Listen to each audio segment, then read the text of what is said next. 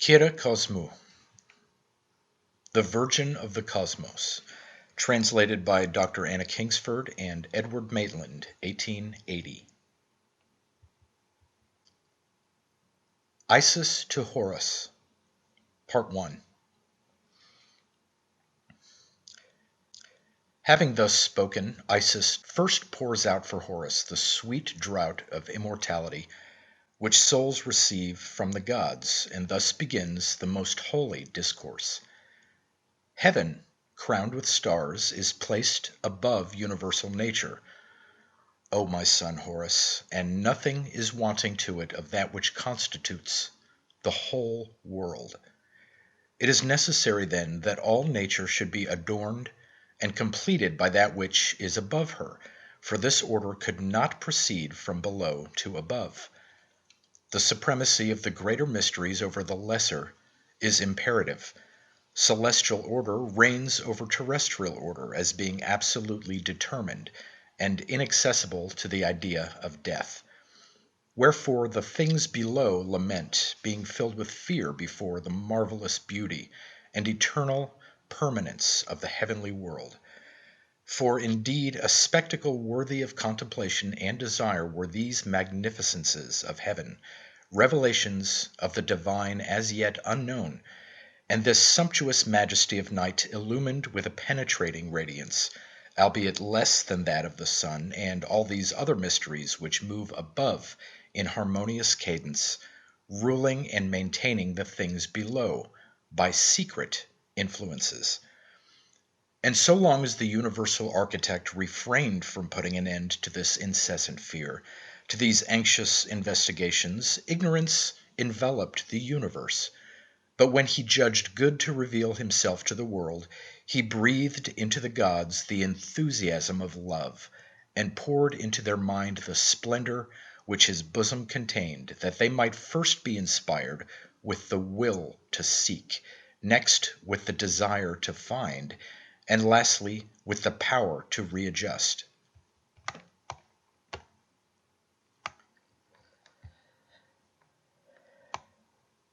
Now, my wondrous child Horus, all this could not happen among mortals, for as yet they did not exist, but it took place in the universal soul in sympathy with the mysteries of heaven. This was Hermes, the cosmic thought. He beheld the universe of things, and having seen, he understood, and having understood, he had the power to manifest and to reveal. That which he thought, he wrote. That which he wrote, he in great part concealed, wisely silent, and speaking by turns, so that, while the world should last, these things might be sought. And thus, having enjoined upon the gods, his brethren, that they should follow in his train, he ascended to the stars. But he had for successor his son, and the heir of his knowledges, Tat, and a little later, Asclepius, son of Emuthé, by the counsels of Pan and Hephaestus, and all those for whom sovereign providence reserved an exact knowledge of heavenly things. Hermes then justified himself in the presence of those who surrounded him, in that he had not delivered the integral theory to his son on account of his youth. But I, having arisen, beheld with mine eyes, which see the invisible secrets of the beginnings of things, and at length, but with certainty, I understood that the sacred symbols of the cosmic elements were hidden near the secrets of Osiris. Hermes returned to heaven, having pronounced an invocatory speech. It is not fitting, O my son, that this recital be left incomplete. Thou must be informed of the words of Hermes when he laid down his books. O sacred books, he said, of the immortals, ye in whose pages my hand has recorded the remedies by which incorruptibility is conferred, remain forever beyond the reach of destruction and of decay, invisible and concealed from all who frequent these regions, until the day shall come in which the ancient heaven shall bring forth instruments worthy of you, whom the Creator shall call souls. Having pronounced upon his books this invocation, he wrapped them in their coverings, returned into the sphere which belonged to him, and all remained hidden for a sufficient space. And nature, O my son, was barren until the hour in which those who are ordained to survey the heavens, advancing towards the divine, the King of all things, deplored the general inertia, and affirmed the necessity of setting forth the universe. No other than himself could accomplish this work. We pray thee, said they, to consider that which already is and that which is necessary for the future. At these words, the divine smiled benignant and commanded nature to exist. And issuing with his voice, the feminine came forth in her perfect beauty. The gods with amaze beheld this marvel. And the great ancestor, pouring out for nature an elixir, commanded her to be fruitful. And forthwith, penetrating the universe with his glance, he cried, "Let heaven be the plenitude of all things, and of the air, and of the ether." The divine spake, and it was done. But nature, communing with herself, understood that she might not transgress the commandment of the Father, and, uniting herself to labor, she produced a most beautiful daughter, whom she called Invention, and to whom the divine accorded being. And having differentiated created forms, he filled them with mysteries, and gave the command of them to Invention. Then, not willing that the upper world should be inactive, he saw fit to fill it with spirits. In order that no region should remain in immobility and inertia, and in the accomplishment of his work, he used his sacred art, for taking of himself such essence as was necessary, and mingling with it an intellectual flame, he combined with these other materials by unknown ways, and having achieved by secret formulas the union of these principles, he endowed with motion the universal combination. Gradually, in the midst of the protoplasm, glittered a substance more subtle, purer, more limpid than the elements from which it was generated. It was transparent, and the artist alone perceived it. Soon it attained its perfection, being neither melted by the fire, nor chilled by the breath, but possessing the stability of a special combination, and having its proper type and constitution. He bestowed it on a happy name, and according to the similitude of its energies, he called it self-consciousness. Of this product he formed myriads of souls, employing the choicest part of the mixture for the end which he had in view, proceeding with order and measure according to his knowledge and his reason. The souls were not necessarily different, but the choicest part, animated by the divine motion, was not identical with the rest. The first layer was superior to the second, more perfect and pure. The second, inferior truly to the first, was superior to the third, and thus, until 60 degrees, was completed the total number. Only the divine established this law, that all equally should be eternal, being of one essence, whose forms he alone determines. He traced the limits of their sojourn on the heights of nature, so that they might turn the wheel according to the laws of order and of wise discretion, for the joy of their Father. Then, having summoned to these splendid regions of ether the souls of every grade, he said to them, "O souls, beautiful children of my breath and of my care, you whom I have produced with my hands in order to consecrate you to my universe, hear my words as a law. Quit not the place assigned to you by my will. The abode which awaits you is heaven, with its galaxy of stars and its thrones of virtue. If you attempt any transgression against my decree, I swear by my sacred breath, by that elixir of which I formed you and by my creative hands, that I will speedily forge for you chains and cast you into punishment." Having thus spoken, the divine, my master, mingled together the rest of the congenial elements, earth and water, and pronouncing certain powerful and mystic words, albeit different from the first, he breathed into the liquid protoplasm motion and life, rendered it thicker and more plastic, and formed of it living beings of human shape. That which remained he gave to the loftiest souls inhabiting the region of the gods in the neighborhood of the stars, who were called the sacred genii. "Work," said he, "my children, offspring of my nature, take the residue of my task, and let each one of you make beings in his image. I will give you models." Therewith he took the zodiac, and ordained the world in conformity with vital movements, placing the animal signs after those of human form, and after having given forth the creative forces and generative breath for the whole range of beings yet to come, he withdrew, promising to unite to every visible work an invisible breath and a reproductive principle, so that each being might engender its similar without necessity to create continually new entities. "And what did the souls do, O my mother?" And Isis answered,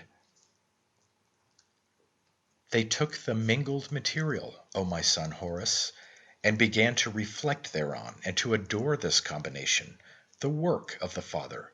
Next they sought to discover of what it was composed, which indeed it was not easy to find. Then, fearing that this search might excite the anger of the Father, they set themselves to carry out his commands. Therefore, taking the upper portion of the protoplasm, that which was lightest, they created of it the race of birds. The compound having now become more compact and assuming a denser consistency, they formed of it the quadrupeds, while of the thickest part, which needed a moist vehicle for its support, they made fishes. The remainder, being cold and heavy, was employed by the souls in the creation of reptiles. Forthwith, O my son, proud of their work, they were not afraid to transgress the divine law, and, in spite of the prohibition, they receded from their appointed limits.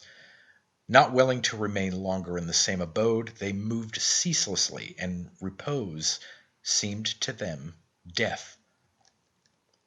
"But, O my son," thus Hermes informed me, "their conduct could not escape the eye of the Lord, the divine of all things. He minded to punish them and to prepare for them hard bonds. The ruler and master of the universe resolved then, for the penance of the souls, to mold the human organism, and having called me to him, said, 'Hermes,' he spoke in this wise: 'O soul of my soul, holy thought of my thought, how long shall earthly nature remain sad?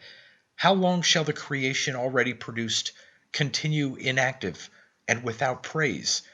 Bring hither before me all the gods of heaven.'" Thus the divine spake, quoth Hermes, and all obeyed his decree. "Look upon the earth," he said to them, "and upon all things beneath."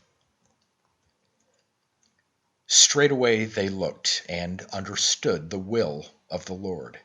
And when he spoke to them of the creation of man, asking of each what he could bestow upon the race about to be born, the sun first replied, "I will illumine mankind." Then the moon promised enlightenment in her turn, adding that already she had created fear, silence, sleep, and memory. Kronos announced that he had begotten justice and necessity.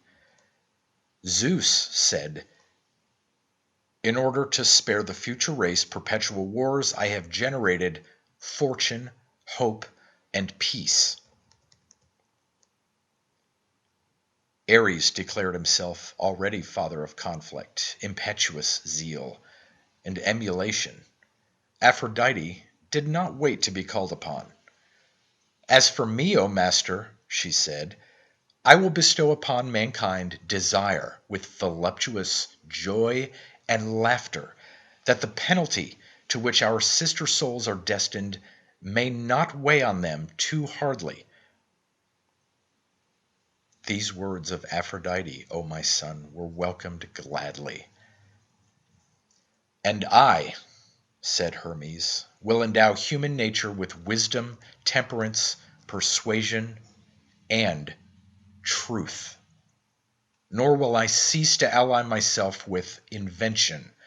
I will ever protect the mortal life of such men as are born under my signs, seeing that to me the Creator and Father was attributed in the zodiac signs of knowledge and intelligence. Above all, when the movement which draws thereto the stars is in harmony with the physical forces of each. He who is master of the world rejoiced at hearing these things, and decreed the production of the human race. "As for me," said Hermes, "I sought what material ought to be employed in the work, and invoked the Lord. He commanded the souls to give up the residue of the protoplasmic substance, which, having taken, I found it entirely dried up. Therefore I used a great excess of water, wherewith to renew the combination of the substance, in such wise that the product might be resolvable, yielding, and feeble, and that force should not be added therein to intelligence. When I had achieved my work, it was beautiful, and I rejoiced in seeing it. And from below I called upon the Lord to behold what I had done. He saw it and approved. Straightway he ordained that the souls should be incorporated, and that they were seized with horror on learning what should be their condemnation." "These words," said Isis, "struck me. Hearken, my son Horus, for I teach thee a mystery. Our ancestor Camophes had it also from Hermes, who inscribes the recital of all things. I, in turn, received it from the ancient Camophes when he admitted me to the initiation of the black veil. And thou likewise, O marvelous and illustrious child, receive it from me. The souls were about to be imprisoned in bodies, whereat some sighed and lamented, as when some wild and free animal, suddenly enchained in the first moment of subjugation to hard servitude and of severance from the beloved habits of the wilderness, struggles and revolts, refusing to follow its conqueror, and if occasion presents itself, slaying him. Others, again, hissed like serpents, or gave vent to piercing cries and sorrowful words, glancing aimlessly from height to depth. "Great heaven," said one, "principle of our birth, ether, pure airs, hands, and sacred breath of the sovereign, the divine, and you, shining stars, eyes of the gods, unwearying light of sun and moon, our early brethren, what grief, what rending is this? Must we quit these vast effulgent spaces, this sacred sphere, all these splendors of the Empyrean and of the happy republic of the gods, to be precipitated into these vile and miserable abodes? What crime, O wretched ones, have we committed? How can we have merited, poor sinners that we are, the penalties which await us? Behold the sad future in store for us, to minister to the wants of a fluctuating and dissoluble body. No more may our eyes distinguish the souls divine. Hardly through these watery spheres shall we perceive with sighs our ancestral heaven. At intervals even we shall cease altogether to behold it. By this disastrous sentence direct vision is denied to us. We can see only by the aid of the outer light. These are but windows that we possess, not eyes. Nor will our pain be less when we hear in the air the fraternal breathing of the winds which can no longer we can mingle our own, since that will have for its dwelling, instead of the sublime and open world, the narrow prison of the breast. But thou, who drivest us forth and causest us from so high a seat to descend so low, assign a limit to our sufferings. O Master and Father, so quickly become indifferent to thy handiwork, appoint a term to our penance, deign to bestow on us some last words, while yet we are able to behold the expanse of the luminous spheres.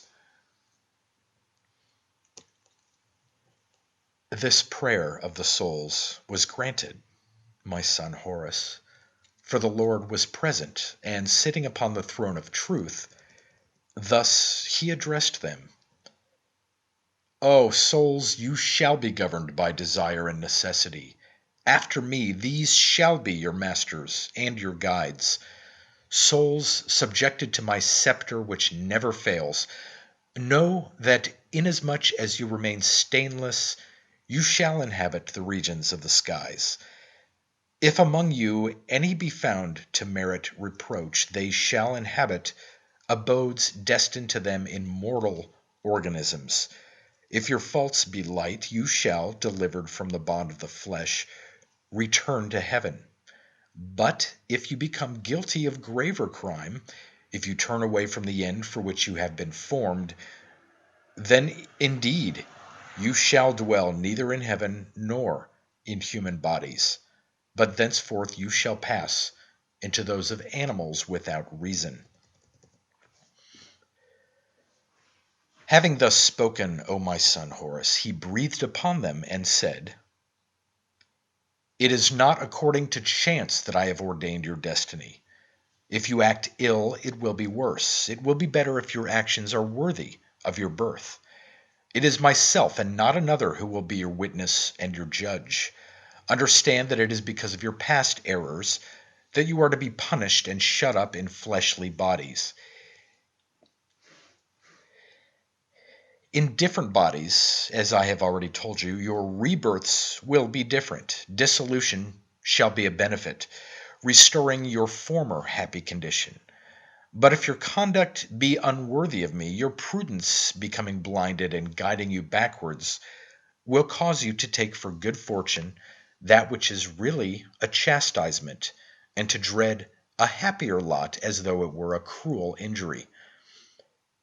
The most just among you shall, in their future transformations, approximate to the divine, becoming among men upright kings, true philosophers, leaders and legislators, true seers, collectors of salutary plants, cunning musicians, intelligent astronomers, wise augurs, instructed ministrants, all beautiful and good offices, as among birds are the eagles, which pursue not nor devour those of their own kind, and do not permit weaker ones to be attacked in their presence, because justice is in the nature of the eagle.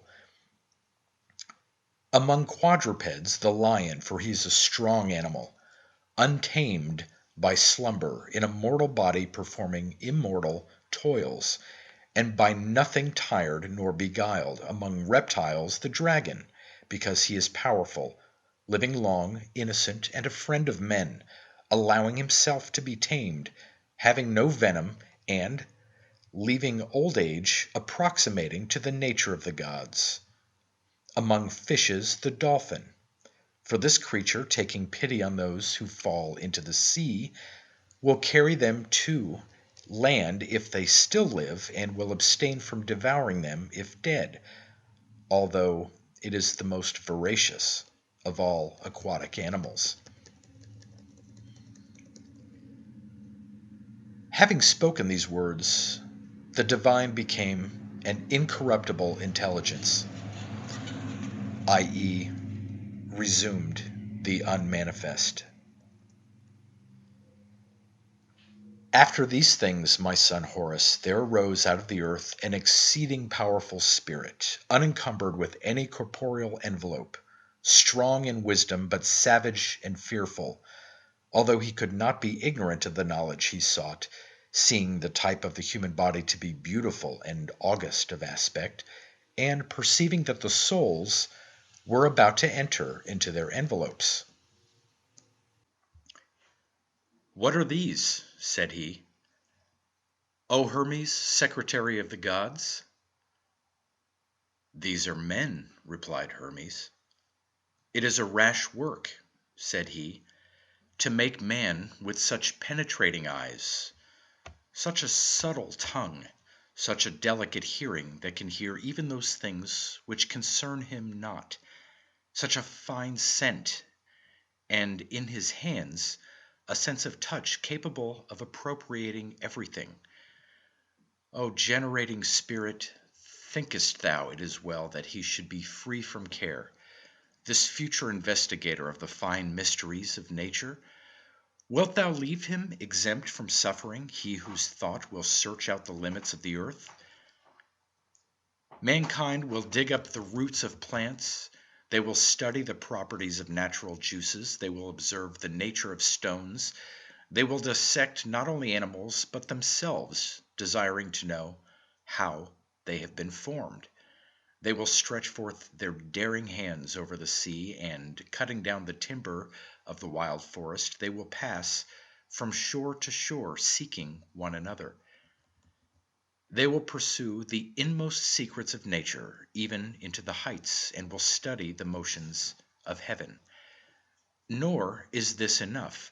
When nothing yet remains to be known that the furthest boundary of the earth, they will seek even there the last extremities of night. If they apprehend no obstacle, if they live exempt from trouble, beyond reach of any fear or of any anxiety, even heaven itself will not arrest their audacity. They will seek to extend their power over the elements. Teach them, then, desire and hope, in such wise that they may know likewise the dread of accident and of difficulty, and the painful sting of expectation deceived. Let the curiosity of their souls have for balance desire and fear, care and vain hope.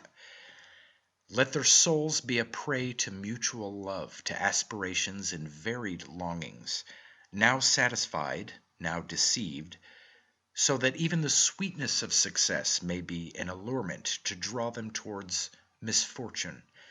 Let the weight of fevers oppress them and break in them all desire. Thou sufferest, Horace, in hearing this thy mother's recital.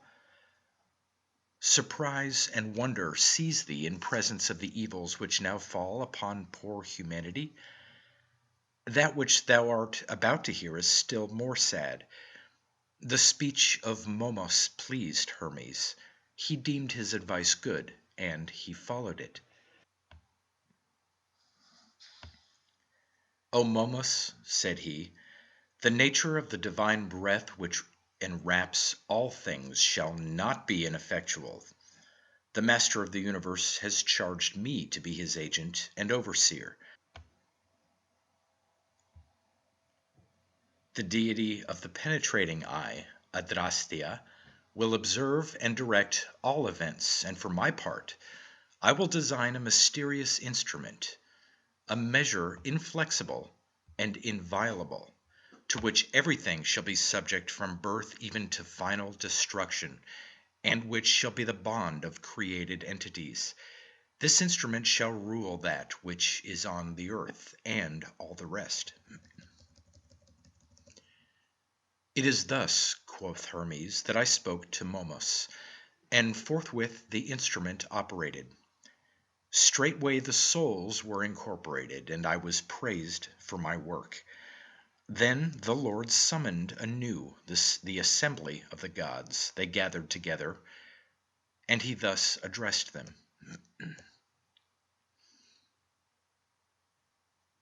Gods, who have received a sovereign and imperishable nature, and the sway of the vast eternity, ye whose office it is to maintain unceasingly the mutual harmony of things, how long shall we govern an empire unknown?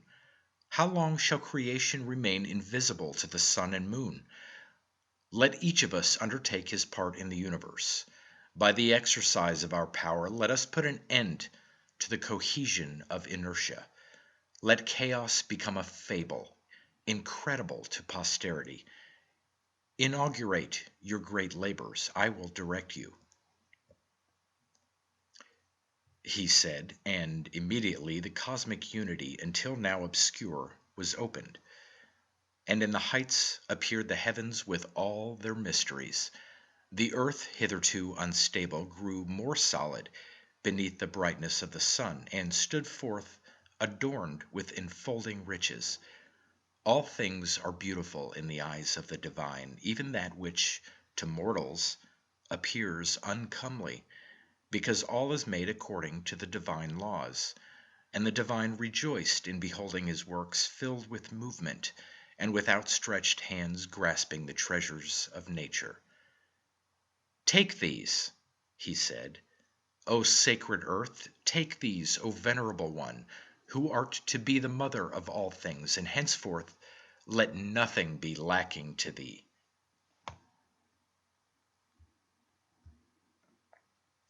With these words, opening his divine hands, he poured his treasures into the universal font. But yet they were unknown. For the souls, newly embodied and unable to support their opprobriums, sought to enter into rivalry with the celestial gods, and, proud of their lofty origin, boasting an equal creation with these, revolted. Thus men became their instruments, opposed to one another, and fomenting civil wars, and thus force oppressing weakness, the strong burnt and massacred the feeble, and quick and dead were thrust forth from the sacred places. Then the elements resolved to complain before the Lord of the savage condition of mankind. For the evil being already very grievous, the elements hastened to the divine Creator and pleaded in this wise, the fire being suffered to speak first. O Master, he said, maker of this new world, thou whose name, mysterious among the gods, has hitherto been revered among all men, how long, O divinity, hast thou decreed to leave human life without the divine? Reveal thyself to the world which calls for thee, correct its savage existence by the institution of peace. Grant unto life law, grant unto night oracles, fill all things with happy auguries. Let men fear the judgment of the gods, and no man shall sin any more. Let crimes receive their just punishment, and men will abstain from unrighteousness. They will fear to violate oaths, and madness will have an end. Teach them gratitude for benefits. So shall I devote my flame to pure offerings and libations, and the altars shall yield thee exaltations of sweet savors. For now I am polluted, O Master, because the impious temerity of men forces me to consume flesh. They will not suffer me to remain in my nature. They pervert and corrupt my purity. The air spoke in its turn. I am defiled by the effluvium of corpses, O Master. I am becoming pestilent and unwholesome, and from on high I witness things which I ought not to behold. Then the water took up the word and spoke on this wise, O my illustrious son. Father and wondrous creator of all things, divinity incarnate, author of nature, who brings forth all through thee, command the waters of the streams to be always pure. For now both rivers and seas are compelled to bathe the destroyer and to receive his victims. Then at the last the earth appeared, O my glorious son, and thus began. O King, chief of celestial choirs and lord of their orbits, master and father of the elements, which lend to all things increase and decrease, and into which all must return. Behold, how the impious and insensate tribe of man overspreads me, O venerable one, since by thy commands I am the habitation of all beings, bearing them all and receiving into my bosom all that is slain. Such is now my reproach. Thy terrestrial world, in which all creatures are contained, is bereft of the divine, and because they revere nothing, they transgress every law and overwhelm me with all manner of evil works. To my shame, O Lord, I admit into myself the product of the corruption of carcasses, but I who receive all things would fain also receive the divine. Grant to earth this grace. And if thou comest not thyself, for indeed I cannot contain thee, let me at least receive some holy efflux of thee. Let the earth become the most glorious of all the elements, and since she alone gives all things to all, may she revere herself as the recipient of thy favors. Thus the elements discoursed, and forthwith the divine filled the universe with his divine voice. Go, said he, sacred offspring, worthy of your father's greatness, seek not to change anything, nor refuse to my creatures your ministry. I will send you an efflux of myself, a pure being who shall investigate all actions, who shall be the dreadful and incorruptible judge of the living, and sovereign justice shall extend its reign even into the shades beneath the earth.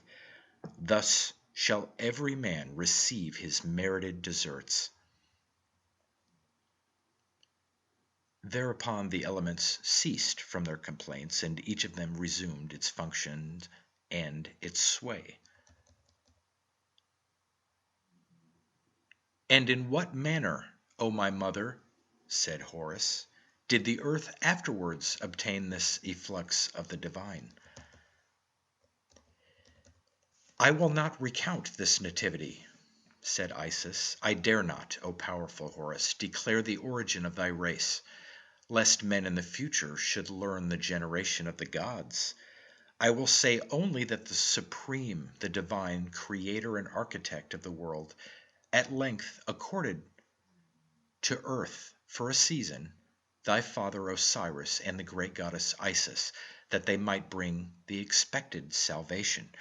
By them life attained its fullness. Savage and bloody wars were ended. They consecrated temples to the gods their ancestors and instituted oblations. They gave to mortals law, nourishment, and raiment. They shall read, Hermes said, my mystic writings, and dividing them into two parts, they shall keep certain of them, and inscribe upon columns and obelisks those which may be useful to man. Institutors of the first tribunals, they established everywhere the reign of order and justice. With them began the faith of treaties and the introduction into human life of the religious duty of oaths. They taught the rites of sepulture towards those who cease to live.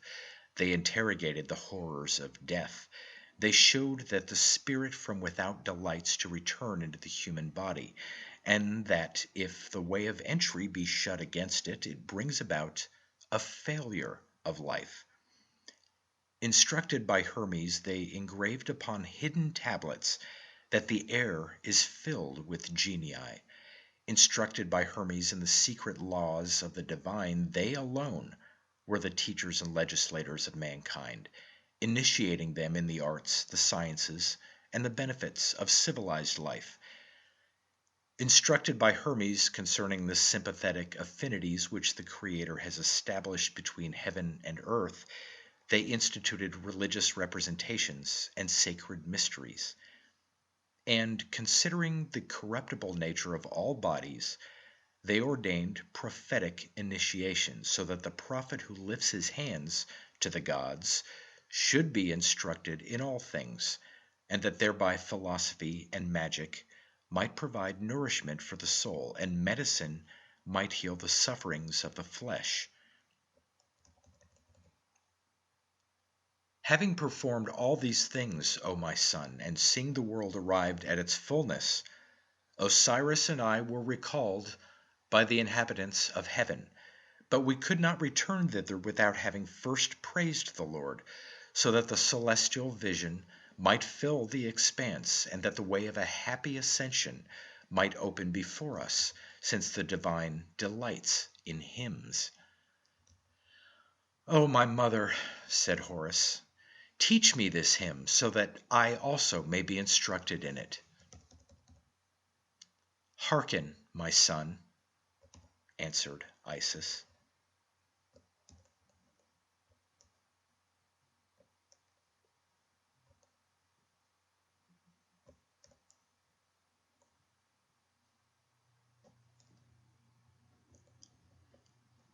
Isis to Horus, Part 2.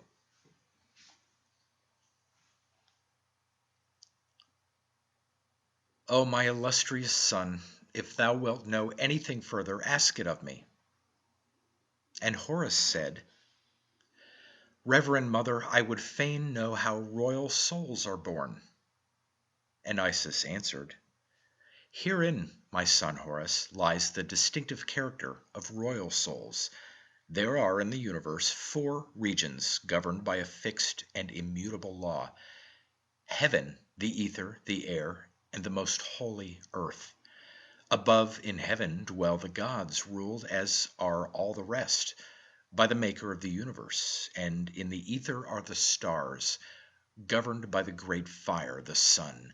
In the air are the souls of the genii, governed by the moon. Upon earth are men and other animals, governed by the soul who, for the time, is their king. For the gods themselves engender those who shall be kings befitting the terrestrial race. Princes are the issue of kings, and he who is most kingly is a greater king than the rest. The sun, nearer to the divine than is the moon, is greater and stronger than she, and to him she is subject as much by rank as by power. The king is the last of the gods and the first of men. So long as he sojourns upon earth, his divinity is concealed, but he possesses something which distinguishes him from other men and approximates him to the divine. The soul in him comes from a loftier region than that from which descend the souls of common men. Souls destined to reign upon the earth descend thither for 2 causes. There are those who in former lives have lived blameless, and who merit apotheosis. For such as these, royalty is a preparation for the divine state. Again, there are holy souls who, for some slight infringement upon the interior and divine law, receive in royalty a penance whereby the suffering and shame of incarnation are mitigated. The condition of these in taking a body resembles not that of others. They are as blessed as when they were free. As to the various characters of these kings, the variety is not in the souls, for all are royal, but it is due to the nature of the angels and genii who assist them. For souls destined to such offices are not without ministers and escort. Heavenly justice, even while exiling them from the abodes of the blessed, treats them as their nature befits. When then, O my son Horus, the ministering angels and genii appointed are warlike, the soul in their charge takes that character, forgetting its own, or rather laying it aside, until some future change of condition. If the guardian angels are of a gentle order, then the soul follows its path in peace. If they are friends of judgment, the soul loves to judge. If they are musician, then the soul sings. If they love truth, the soul is that of a philosopher. Thus the souls necessarily follow the teaching of their guardians. Falling into human bodies, they forego their proper estate, and while exiled from it, they approximate to those intelligences by whom they have been embodied.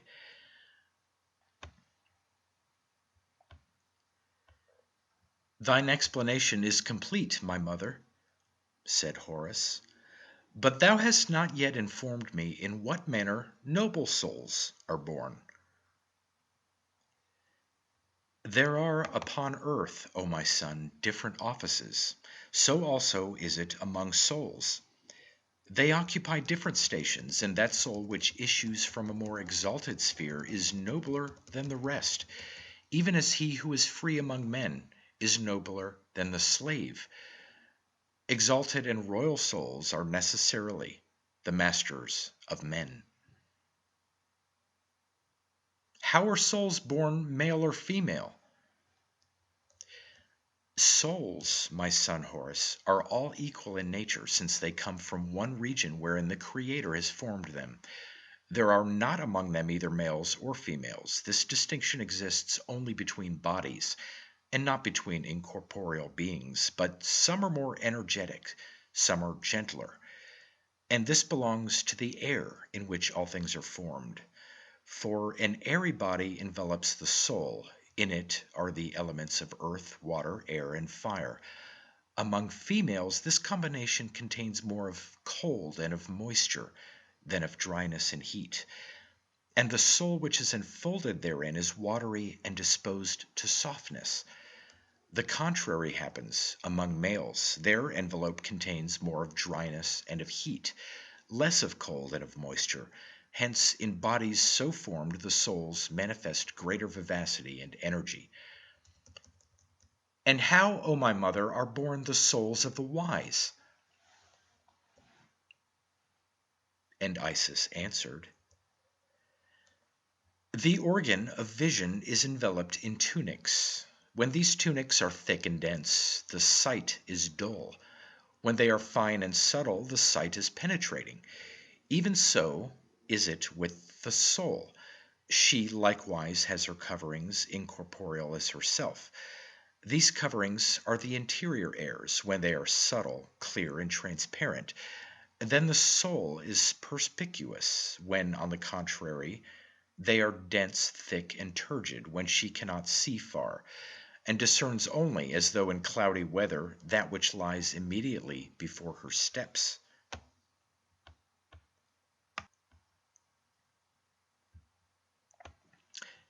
And Horace said, for what reason, my mother, are the minds of men who are not of our holy country less open than the minds of those who belong to it? And Isis replied, the earth is set in the midst of the universe like a man lying on his back and gazing into heaven, and the various regions of earth correspond to the different members of man. The earth turns her gaze towards heaven as towards her father, following in her changes the changes of the skies. Her head lies to the south, her right shoulder to the east, her left is turned towards the Libyan wind, her feet are under the constellation of the Bear, the right beneath the tail and the left beneath the head of the bear. Her loins are under the regions of heaven nearest to the bear. The midst of her body is beneath the center of heaven. Behold, as a proof of these things, how they who dwell in the south have a beautiful countenance and plentiful hair, while the Orientals have hands hardy in conflict and ready with the bow. For they are right-handed. The Westerns are strong and fight with the left hand, attributing to the left side the functions which belong in others to the right. Those who dwell beneath the bear are distinguished by the attributes of their feet and by the beauty of their legs. Those who inhabit beyond the bear in the climate of Italy and of Greece are remarkable for the beauty of their loins, and hence their tendency to prefer males. This part of the body also, being whiter than the rest, produces men of a whiter hue.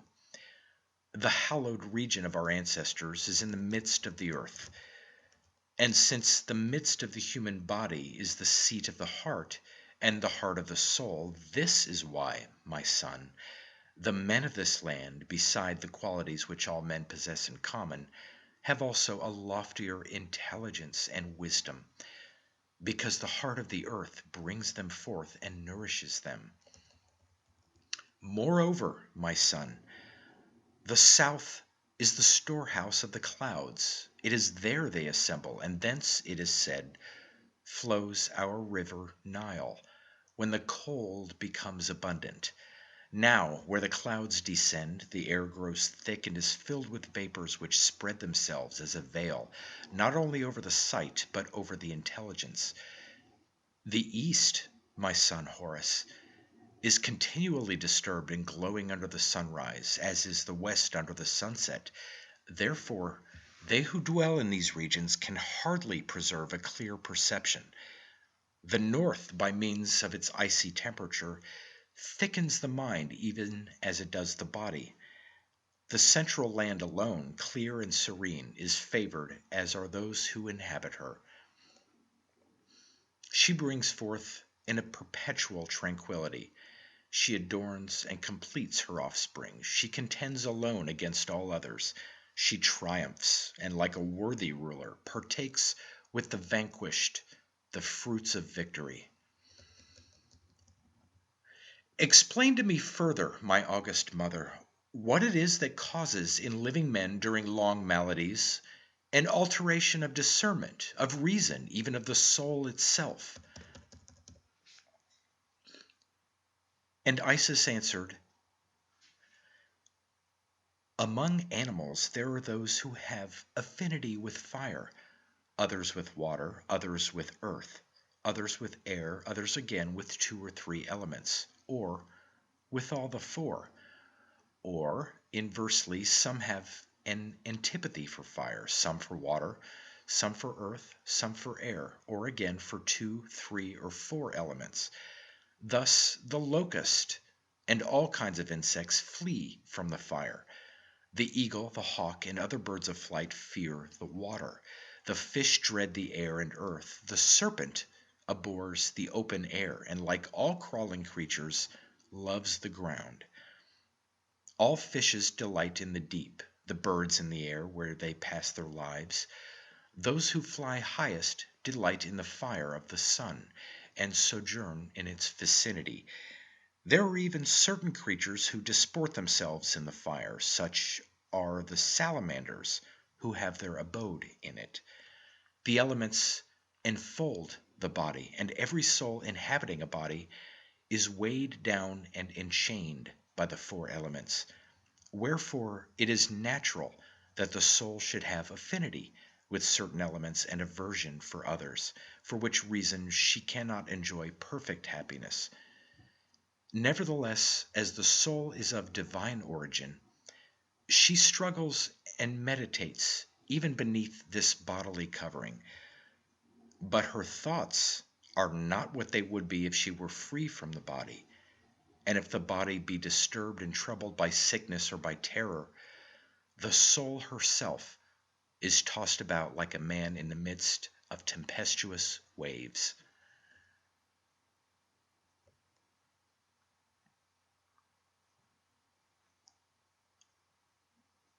Isis to Horus, Part 3.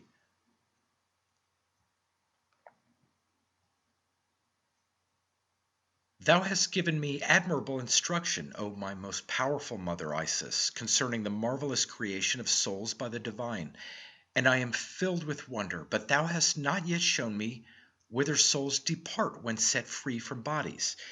Fain would I contemplate this mystery, and thank only thee for the initiation. And Isis said, hearken, my son, for thy most necessary inquiry holds an important place, and may not be neglected. Hear my reply. O great and marvelous scion of the illustrious Osiris, think not that the souls on quitting the body mix themselves confusedly in the vague immensity, and become dispersed in the universal and infinite spirit, without power to return into bodies, to preserve their identity, or to seek again their primeval abode. Water spilt from a vase returns no more to its place therein. It has no proper locality. It mingles itself with the mass of waters. But it is not thus with souls, O most wise Horus. I am initiated into the mysteries of the immortal nature. I walk in the ways of the truth, and I will reveal all to thee without the least omission. And first I will tell thee that water, being a body without reason, composed of myriads of fluid particles, differs from the soul, which is, my son, a personal entity, the royal work of the hands and of the mind, of the divine, abiding herself in intelligence. That which proceeds from unity and not from multiplicity cannot mingle with other things, and in order that the soul may be joined to the body, the divine subjects this harmonious union to necessity. Souls do not, then, return confusedly, nor by chance, into one and the same place, but each is dispatched into the condition which belongs to her. And this is determined by that which the soul experiences while yet she is in the tenement of the body, loaded with a burden contrary to her nature. Here, therefore, this comparison, O beloved Horace. Suppose that there should be shut up in the same prison men, eagles, doves, swans, hawks, swallows, sparrows, flies, serpents, lions, leopards, wolves, dogs, hares, oxen, sheep, and certain amphibious animals such as seals, hydras, turtles, crocodiles, and that at the same moment all the creatures should be liberated. All at once would escape. The men would seek cities in the public places, the eagles the ether, where nature teaches them to live, the doves the lower air, the hawks the higher expanse, the swallows would repair to places frequented by men, the sparrows to the orchards, the swans to districts where they could sing, the flies would haunt the proximity of the ground as high only as human exhalations extend. For the property of flies is to live on these and to flit over the surface of the earth. The lions and leopards would flee to the mountains, the wolves to the solitudes, the dogs would follow the track of man, the hares would betake themselves to the woods, the oxen to the fields and meadows, the sheep to the pastures. The serpents would seek the caves of the earth, the seals and the turtles would rejoin their kind in the shallows and running waters, in order to enjoy comfortably their nature, alike the proximity of the shore and of the deep. Each creature would return, conducted by its own interior discernment, into the abode befitting it.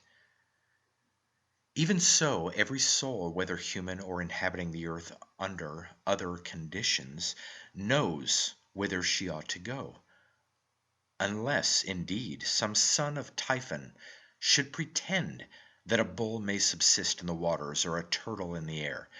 If then, even when immersed in flesh and blood, souls do not infringe the law of order, although under penance, for union with the body is a penance, how much more shall they conform thereto when delivered from their bonds and set at liberty? Now this most holy law, which extends even unto heaven, is on this wise, O illustrious child. Behold the hierarchy of souls. The expanse between the empyrean and the moon is occupied by the gods, the stars, and the powers of providence. Between the moon and ourselves, my son, is the abode of the souls. The unmeasured air, which we call the wind, has in itself an appointed way in which it moves to refresh the earth, as I shall by and by relate. But this movement of the air upon itself impedes not the way of the souls, nor does it hinder them from ascending and descending without obstacle. They flow across the air without mingling in it, or confounding themselves therewith, as water flows over oil. This expanse, my son, is divided into 4 provinces and into 60 regions. The first province from the earth upwards comprehends 4 regions, and extends as far as certain summits or promontories. which it is unable to transcend. The second province comprises 8 regions in which the motions of the winds arise.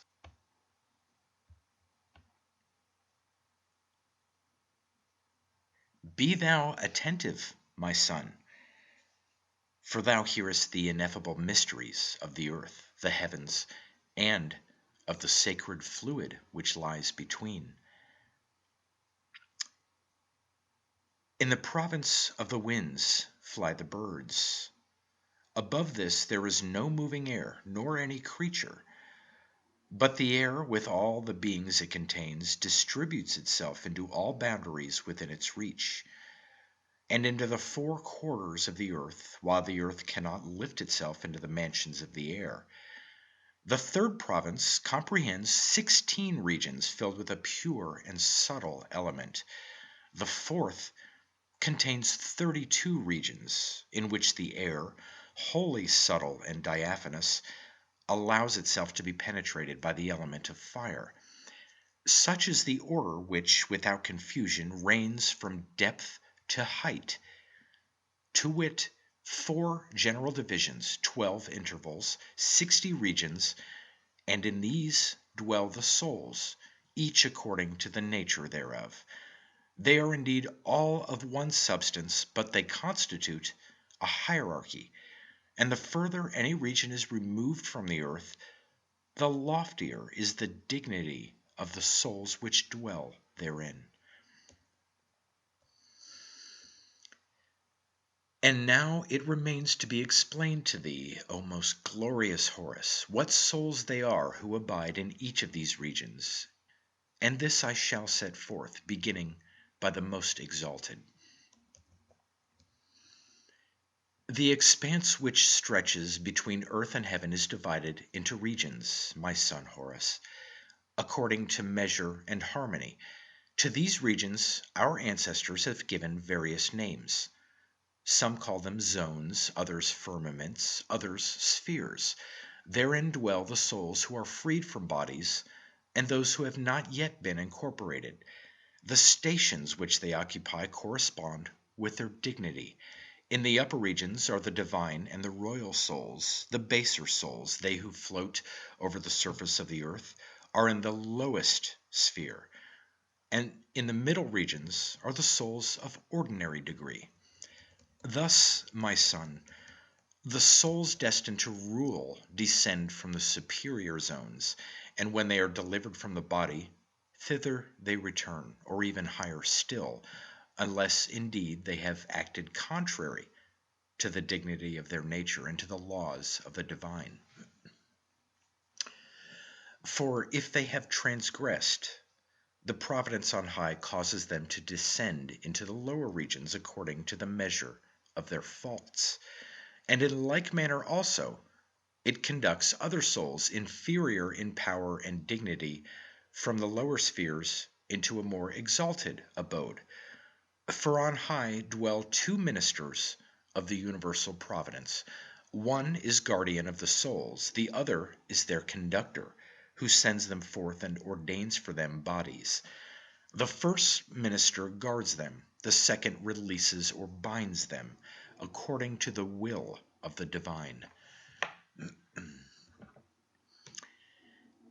In this wise, the law of equity presides over the changes which take place above, even as upon earth also it molds and constructs the vessels in which the souls are immured. This law is supplemented by 2 energies, memory and experience. Memory directs in nature the preservation and maintenance of all the original types appointed in heaven. The function of experience is to provide every soul descending into generation with a body appropriate thereto, so that passionate souls should have vigorous bodies, slothful souls sluggard bodies, active souls active bodies, gentle souls gentle bodies, powerful souls powerful bodies, cunning souls dexterous bodies. Briefly, that every soul should have a befitting nature. For it is not without just cause that winged creatures are clothed with feathers, that intelligent creatures are gifted with finer senses and superior to others, that beasts of the field are furnished with horns, with tusks, with claws, or other weapons, that reptiles are endowed with undulating and flexible bodies, and lest the moisture of their natures should render them feeble, are armed either with teeth or with pointed scales, so that they are, even less than others, in peril of death. As for fishes, these timid souls have allotted to them for a dwelling place that element in which light is bereft of its double activity. For in the water, fire neither illuminates nor burns.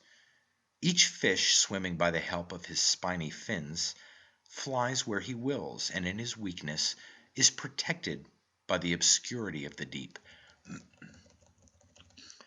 Thus are souls immured in bodies resembling themselves. In human shape, those souls who have received reason. In flying creatures, souls of a wild nature. In beasts, souls without reason, whose only law is force. In reptiles, deceitful souls, for they attack not their prey face to face, but by ambush. While fishes enshrine those timid souls who merit not the enjoyment of other elements.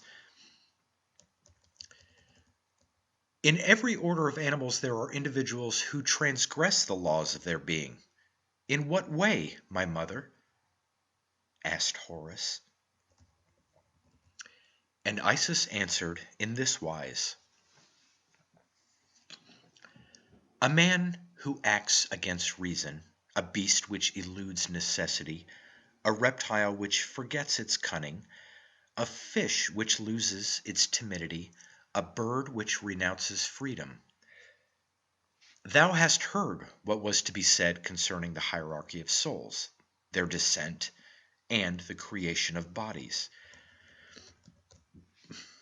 O my son, in every order of souls there are found a few royal souls, and of diverse characters, some fiery, some cold, some proud, some gentle, some crafty, some simple, some contemplative, some active. This diversity belongs to the regions from whence they descend into bodies.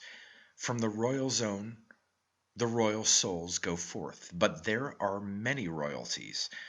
The royalty of spirit, of the flesh, of art, of science, of the virtues. And how, said Horus, dost thou name these royalties? O my son, the king of souls who have hitherto existed is thy father, Osiris. The king of bodies is the prince of each nation, he who governs. The king of wisdom is the father of all things. The initiator is the thrice great Hermes. Over medicine presides Asclepius, the son of Hephaestus. Force and power are under the sway of Osiris, and after him, under thine, my son.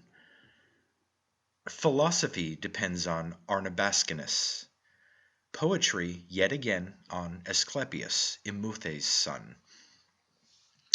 So that if thou thinkest thereon, thou wilt perceive that there are indeed many royalties and many kings. But the supreme royalty belongs to the highest region. Lesser kingships correspond to the spheres which bring them forth. Those who issue from the fiery zone handle fire. Those who come from the watery zone frequent liquid spheres. From the region of art and learning, those are born who devote themselves to art and science. From the region of inactivity, those who live in ease and idleness. All that is done and said upon the earth has its origin in the heights, from whence all essences are dispensed with measure and equilibrium. Nor is there anything which does not emanate from above and return thither. Explain to me this that thou sayest, O my mother. And Isis answered, "An evident token of these exchanges has been stamped on all creatures by most holy nature. The breath which we indraw from the upper air we exhale and again inbreathe by means of the lungs within us, which perform this work. And when the way destined to receive our breath is closed, then no longer do we remain on earth. We depart hence. Moreover, O my glorious son, there are other accidents by which the balance of our combination may be destroyed." "What is then this combination, O my mother?" "It is the union and admixture of the four elements, whence emanates a vapor which envelops the soul, penetrates into the body, and communicates to both its own character. Thus are produced varieties among souls and bodies. If in the composition of a body fire dominates, then the soul, being already of an ardent nature, receives thereby an excess of heat, which renders it the more energetic and furious, and the body the more vivacious and active. If the air dominates, the body and soul of the creature are thereby rendered unstable, errant, and restless. The domination of the water causes the soul to be mild, affable, bland, sociable, and easily molded, because water blends and mixes itself readily with all other things. It dissolves them if it be abundant, moistens and penetrates them if it be less in quantity. A body softened by too much humidity offers but a weak resistance. A slight malady disintegrates it, and little by little dissolves its cohesion. Again, if the earthy element be dominant, the soul is obtuse, because the body lacks subtlety, nor can she force a way through the density of its organism. Therefore the soul remains indrawn upon herself, borne down by the burden she supports, and the body is solid, inactive, and heavy, moving only with effort. But if the elements be all in just equilibrium, then the whole nature is ardent in its actions, subtle in its motions, fluent in its sensations, and of a robust constitution. Of the predominance of air and fire, birds are born, whose nature resembles that of the elements which generate them. Men are endowed with an abundance of fire united with but a little air, and of water and earth equal parts. This excess of fire becomes sagacity, seeing that intelligence is indeed a kind of flame, which consumes not, but which penetrates. The predominance of water and earth with a sufficient admixture of air and but little fire engenders beasts. Those endued with more fire than the rest are the more courageous. Water and earth in equal quantities give birth to reptiles, which, being deprived of fire, have neither courage nor truthfulness, while the excess of water renders them cold, that of earth sordid and heavy, and the lack of air makes all their movements difficult. Much water with but little earth produces fishes. The absence of fire and air in them causes their timidity, and disposes them to lie hidden, while the predominance of water and earth in their nature approximates them by natural affinity to earth dissolved in water.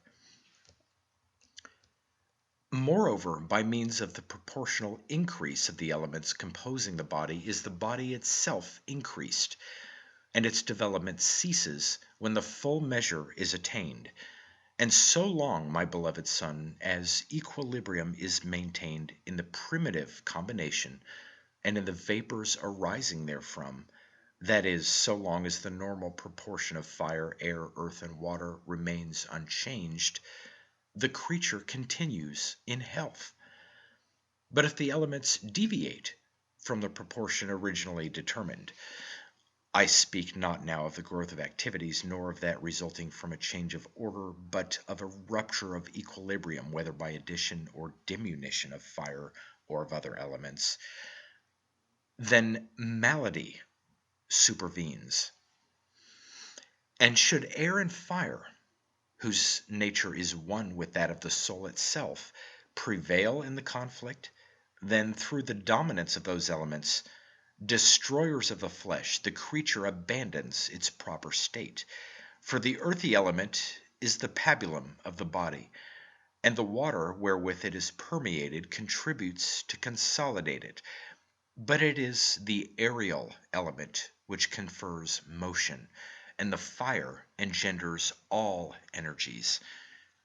The vapors produced by the union and combination of these elements blending with the soul, as it were by fusion, bear her along with them, and clothe her in their own nature, whether good or evil. So long as she remains in this natural association, the soul keeps the rank she has attained. But if a change should occur, either in the combination itself or in any of its parts or subdivisions, the vapors altering their condition alter likewise the relations between soul and body. The fire and air, aspiring upward, draw with them the soul, their sister, while the watery and terrestrial elements, which tend earthwards like the body, weigh it down and overwhelm it.